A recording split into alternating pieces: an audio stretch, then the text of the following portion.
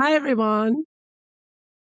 So this tweet just came out on X from HRH Lady J. And I just, I'm not going to read it word for word, but I just want to go through it a little bit because we always talk about Harry and Meghan, their PR, and how they're always, the onslaught of puff pieces and what they're doing.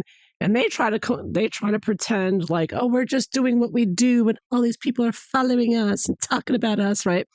Well, this here is obviously somebody with PR experience, and they're talking about the fact that Harry's trip right now to the UK is a Prince Harry charm offensive. So it's a way to, she writes, to claw back some popularity for Harry. So it says his trip to the UK was or has been spun as a charity, remembrance, and reconciliation. But it's actually a deliberate strategy of his team to soften his image and generate sympathetic coverage and reframe him as a figure of compassion and relevance in Britain. Because we all know he wants to go back, right? So the timing is this is really crucial, though, and so sick and twisted of Harry and Meghan. The timing of the visit is not accidental, arriving on September 8th, the third anniversary of Queen Elizabeth II's passing. Wow. How low can Harry go? I mean, once again showing how disrespectful he is to the Queen has been.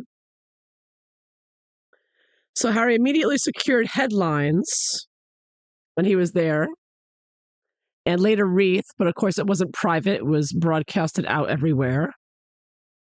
And the idea of that, the reason Harry arrived on September 8th was so that his name would be in the paper along with the Queen at the same time, basically aligning himself.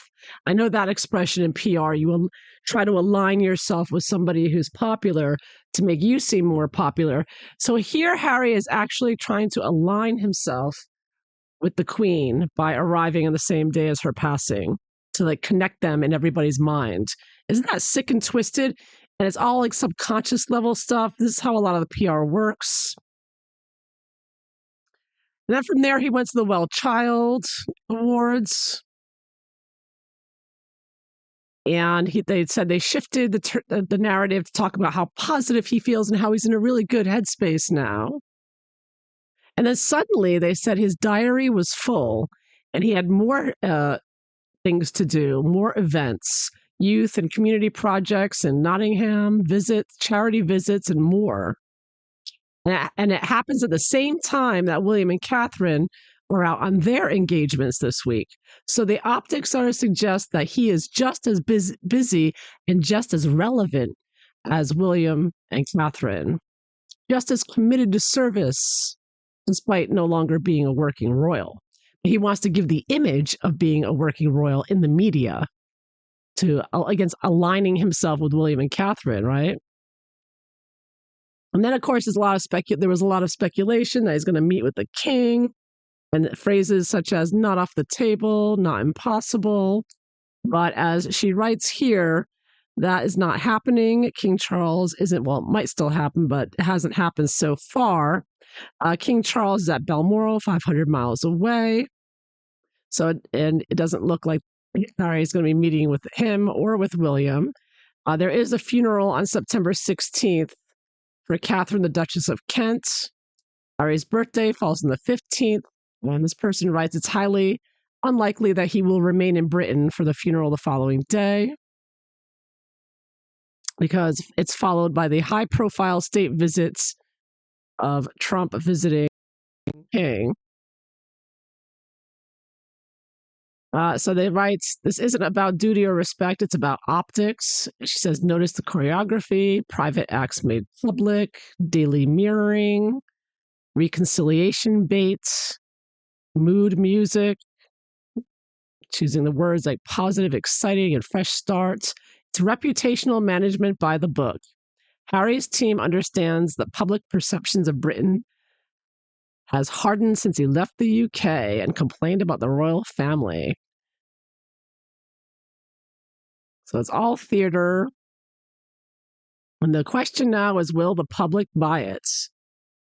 I don't think so. She says she doesn't think so either. So here's the problem. A true charm offensive requires more than glossy coverage. It demands an attempt at amends, an apology, or at least the illusion of reflection and growth, and a gesture of accountability. Well, you're not going to get that from Harry and Meghan. Yeah. And he was so heartless with his grandmother and grandfather, fracture of trust. And then there's the unavoidable complication of Meghan. So offensives only work when the public wants to be charmed. And the uncomfortable truth for Harry is that Britain may no longer be willing. Yeah. Yeah. I think that any charm Harry may have had if the media is long over. And this, of course, you very rarely hear about any donations from Harry and Meghan, right? They always have their hands out with their Sussex squad trying to raise money for them. And here suddenly, out of character for him, Harry allegedly donated 1.1 million personal donation to BBCCIN for Nottingham's Community Recording Studio Youth Charity. Yeah. So people are joking that he donated flowers and honey from Megalodon's Netflix show. Well, and this is great. This is a video of the lack of people. So the reality that Harry fans don't want to show is that no one was waiting for Harry, at least no one real. There are 40 hired cameras and about 10 people in the audience. But look at how far the fences go and how no one is there. Uh, Harry was waiting for many more people. Yeah, so this is, I believe, his well child visit. Nobody was there. Look at that. No one. That's it. Just some photographers that Harry and Meghan called. Look at that. No one. There's no crowd. No one's there. No one cares. No one wanted to see Harry. But